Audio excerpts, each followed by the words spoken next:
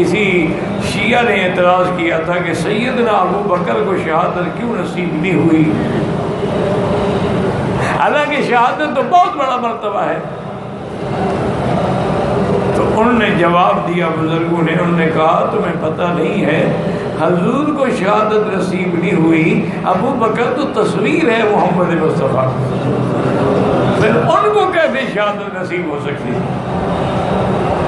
حضور کو بھی شہادت کا مرتبہ اللہ نے دیا کہ جب موت کا وقت آیا تو آپ نے فرمایا یا عائشہ ھذا اوان انقطاع ابہری، اس وقت میری آنتیں کٹ رہی ہیں، من سم الذی اکلت بخیبر، وہ جو مجھے خیبر میں زہر دی گئی تھی اس کا اثر آج ظاہر ہو رہا ہے، تاکہ اللہ کا نبی بھی شہادت کے مرتبے پہ فائز ہو جائے۔ تو ان کو بھی اللہ نے اس زہر کی وجہ سے شہادت دی، اور ابو بکر کو بھی جیسے سانپ نے ڈسا تھا اس شہادت کی وجہ سے اللہ نے موت دی۔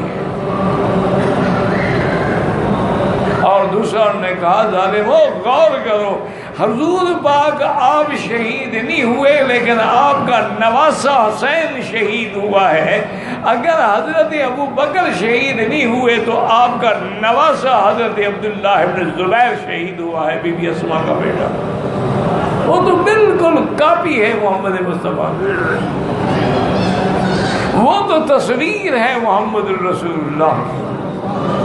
وہ تو اتنے حضور میں فنا ہو چکے تھے کہ صحیح حدیث میں ہے کہ جب مدینہ شریف ہجرت میں آئے تو حضرت ابو بکر کہتے ہیں کہ مدینے والے آگے پہلے مجھے ملتے تھے، بعد میں حضور کو ملتے تھے، ان کو پتہ نہیں لگتا تھا کہ اللہ کا نبی کون ہے،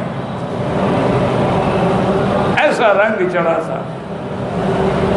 حضرت ابو بکر کہتے ہیں پھر میں نے سوچا کہ یہ تو بیچارے دھوکے میں پڑ رہے ہیں، تو ایک جگہ سے دھوپ آ رہی تھی، میں جلدی جلدی کپڑا لے کے حضور پر سایہ کر کے کھڑا ہو گیا، ایک تو دھوپ نہ آئے اور دوسرا پتہ لگ جائے کہ خادم کون ہے اور مخدوم کون ہے۔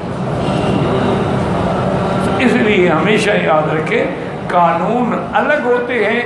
اور